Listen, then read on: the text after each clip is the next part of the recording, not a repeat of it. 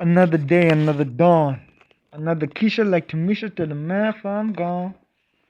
What if my son said I can't like my own? He said he wants to be like me when he's grown. But I feel strong. Another lot that I carry on. The need to get the place that I belong. Coming home, coming home. Tell the world that I'm coming home. The reason why I'm singing this song right now is because I'm coming home to South Africa. We're reacting to a video explained South Africa, it's one of these American channels, that basically talk about the country, or they talk about different countries. In this context now, they talk about South Africa. They just give basic facts, man, of it's the 24th largest country. I knew this, but like I'm just saying it. This also just confirmed it. Yeah, man, big ass country, South Africa. 2 oceans, Pacific and the Indian. Yeah, nigga. Yeah, man, big ass country. Yeah, crazy, man, the shit that they're saying here. Shout out to the Brits for discovering South Africa. I respect those people, man, 100%, 100%. Without further ado, okay, they didn't discover it.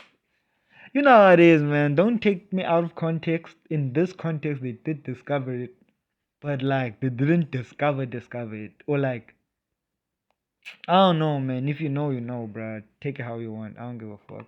Welcome to South Africa, where 10% of the people own 80% of the wealth, where its disturbing past and inequality still is very much visible today. But how did we get to this? And how can all this misery still be 10 times better than it used to be? We're about to answer all these questions and at the same time learn so much more about this beautiful place. Which cities are the biggest? Why is there salt in the desert? Why is this considered the birthplace of humanity? And why is it really called the Rainbow Nation? Let's travel to South Africa. What accent is that? So what do we really mean by South Africa being unequal? Well, take a look at these pictures. Now what you don't see is that in reality, these places are right next to each other. Yet they look like completely different corners of the world. On this side, there are nice houses with pools, and on the other side, we see these shed types of buildings. Now what's interesting is that... Hold up. Where are the shacks so close to the houses? Where the fuck is that? Like, where is that?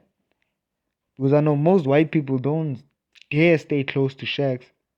Okay, but there are a lot of... Okay, now that I think about it, where? But I wonder where this is. Like, I'm very familiar to Cape Town. And I can't point out where this specific place is. Maybe this is not Cape Town, eh? I know Joburg also got like shacks and shit. I don't know. Where is this? And in this area, the majority of the residents are black, while on this side, the majority is white. And this is not specific to this. Exactly why I'm asking, where is this? Because if this is Joburg, both sides are black, bruh. Because most of the times, white people don't stay right opposite so many shacks. And if there are white people there, then there's some poor white people, bro. The real white people that are getting the real money, they will never fucking stay opposite shacks, so you just... particular area, but the majority of South Africa. You see, in this country, the color of your skin seems to be equivalent to where you will live. But why is it like that? Well, because for a long time, South Africa was under apartheid, a system that made segregation into law.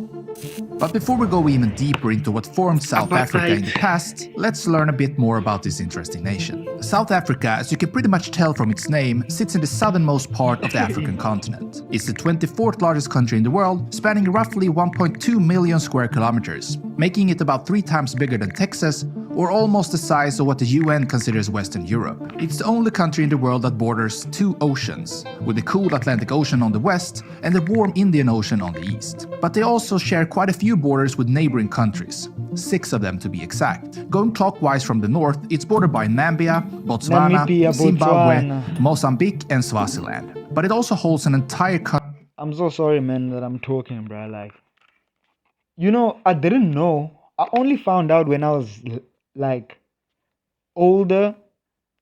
Not older, but I can say like after high school. I met another bro who was saying he's from Botswana, ne? And then he spoke Tswana with someone on the phone. I was like, what the fuck, nigga? You know Tswana? He's like, yeah, we speak Tswana in Botswana. Boom. Because Tswana is obviously a South African language. I also kind of know a little bit here and there. It's crazy.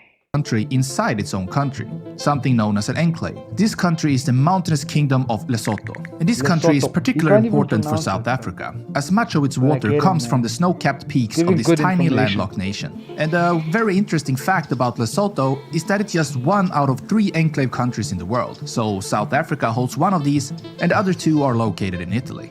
Another thing that South Africa has in common with Italy is the population, as the nation is home to almost 60 million people, and the diversity here is just incredible, earning South Africa the well-deserved nickname the Rainbow Nation, due to all the various cultures that exist here. And it's not just a metaphor. The nation actually has 11 official languages, which tells you quite a lot about the melting pot of people South Africa really is.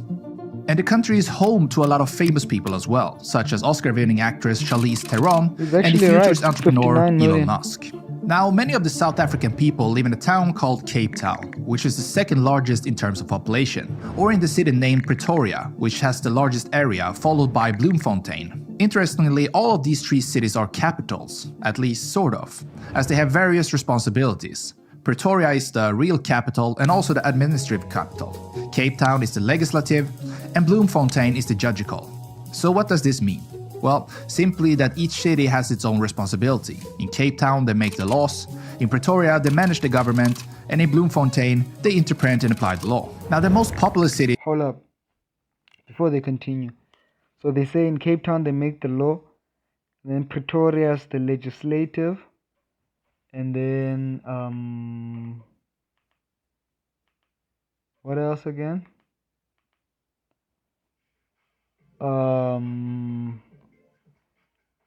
Let me rewind. I'm so sorry, man. Let me rewind. Fuck, don't do me like this, bruh. Oh, wait, let me just rewind. It has its own responsibility. In Cape Town, they make the laws, in Pretoria, they manage the government, and in Bloemfontein, they interpret and apply the law. Now, the most populous city... Okay, apply the law in Bloemfontein, manage the government in PTA, and then here in Cape Town, they write the law or whatever, right?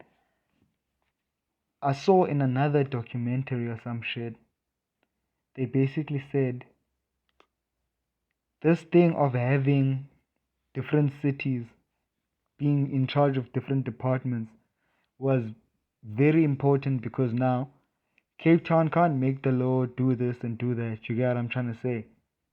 Because now it was their strategy of making the country one. So we're gonna make the law here, and then all the way in the north side in Pretoria we do this, and then in Bloem we do that. You get what I'm saying? Everything can't be centered in Cape Town, and everything can't be centered in Joburg. That shit still plays a huge role in this country.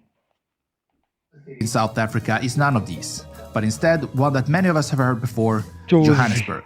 It has gotten the nickname the New York of Africa, thanks to... Oh, and by the way, Italy has right now 59 million people, and South Africa right now 2025 has 64 million people.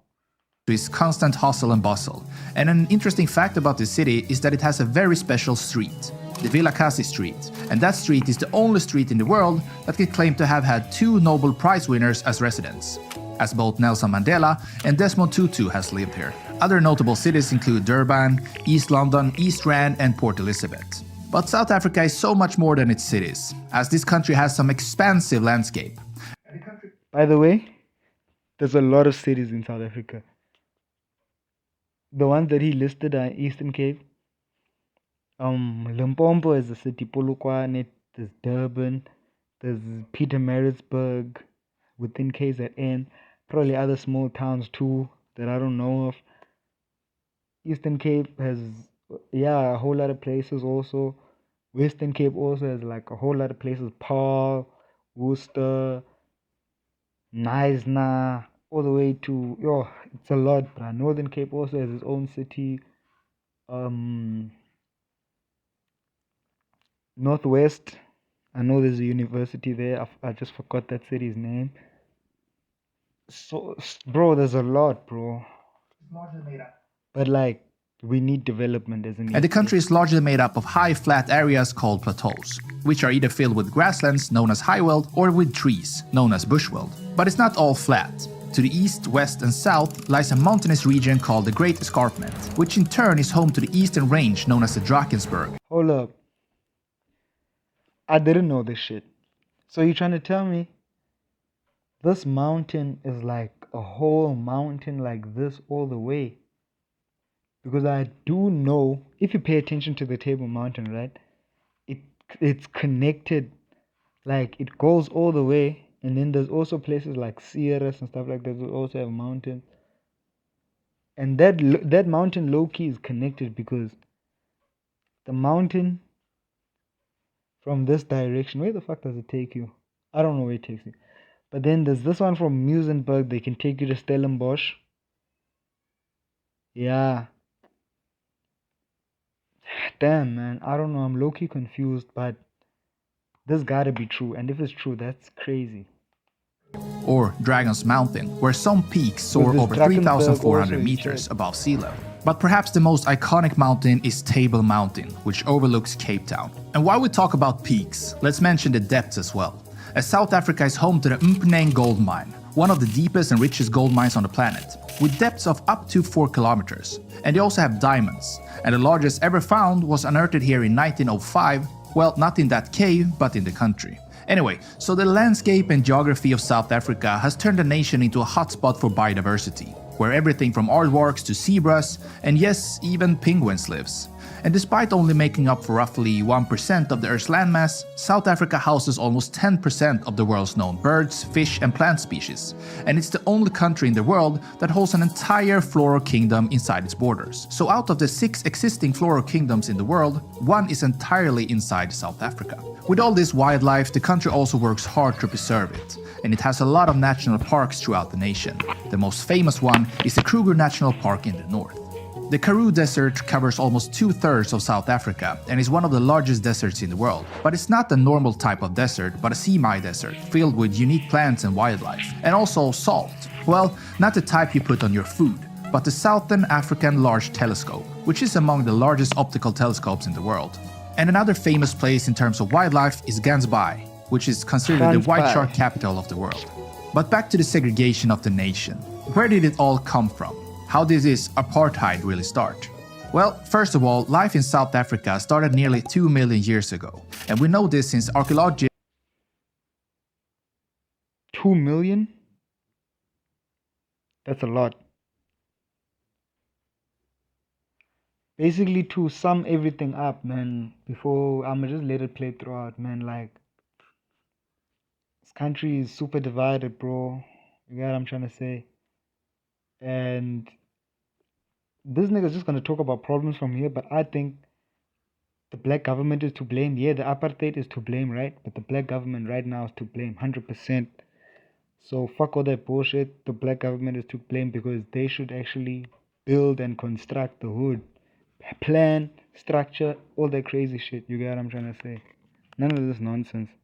Have uncovered some of the earliest human fossils ever to be found in a cave formation called Sterkfontein. This find earned the region the nickname the Cradle of Humankind. And another old thing you can find in South Africa is the world's oldest meteor scar, the Vredefort Dome, which is over 2 billion years old. Now talk about being the cradle of everything. Moving quite a bit in time, and hunter-gatherer tribes known as San or Bushmen began moving into present-day South Africa.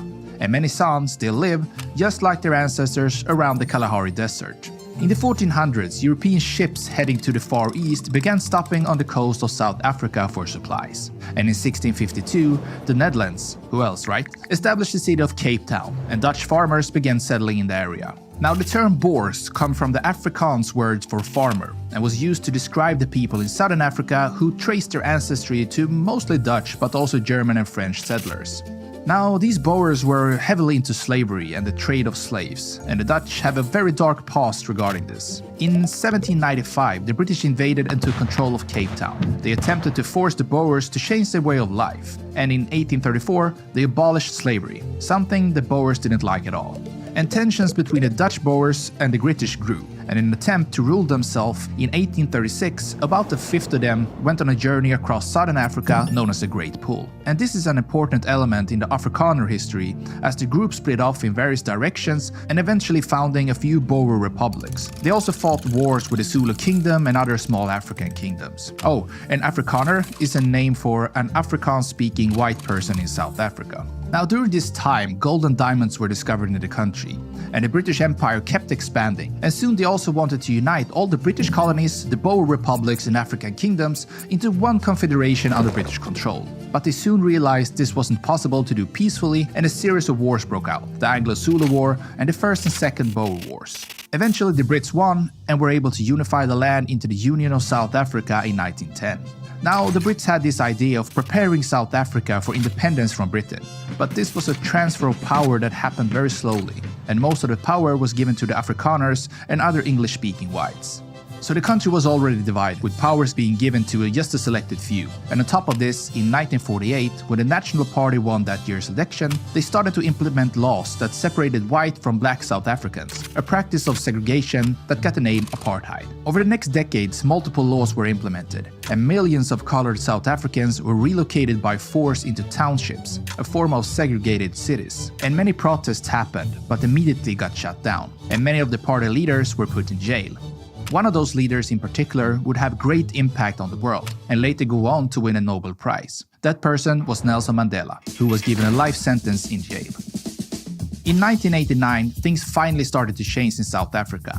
The ban on political black parties was lifted, freedom of the press was instituted, and all political prisoners were released. And in 1990, after 27 years behind bars, Nelson Mandela, the very symbol of black liberation, was freed. In 1994, which was the first time the government allowed re-elections, Mandela was elected as the first black president of South Africa, and he served until 1999. Today, South Africa is considered a free democracy, where elections and civil rights are respected, even though in recent years there have been some issues of corruption in the government. It's the second largest economy on the continent, but yet income inequality and the gap between people are still major issues. And remember those images you saw at the start? Well, apartheid went away, and things got 10 times better for sure. But the townships still remain. And those images are visual evidence that things are still not good enough. Then bring on the fact that South Africa has among the highest unemployment rates in the world, and you start to see why this nation is the most unequal in the world. Now let's talk about the flag. The flag was adopted in 1994 and was chosen to signify the new democratic dispensations following the end of apartheid. The flag has a unique Y design which merges on a central point in the flag. And while the colors have no official symbolism, they're often associated with various meanings by the public. The black color is usually seen as a representing of the African majority of the South African population, and the gold, green and red are often associated with the African National Congress and Pan-Africanism, and these colors are also found on many of other African flags. The blue and white are said to be related to the old flag of South Africa, and it's also believed that the blue is a symbol of the sky and oceans around the country. And the Y shape is believed to represent South African society taking the road ahead in unity. And men have these people shown that they can come together and overcome things, from its dark past, but also in sports. South Africa is crazy about sports, and they're also very good at it. Especially in sports such as rugby, cricket, golf and football, or soccer as they say in South Africa, being the only country except America to use that term. The Springboks, the national rugby team, actually won the Rugby World Cup in 1995, 2007 and 2019, really demonstrating the unity in South Africa. And the country is also one of only 2 countries that have hosted a soccer, rugby and cricket World Cup, the other one being the UK. Now it's time for you to learn about another country in the world, so click one of the videos on the screen right now and I'll see you there.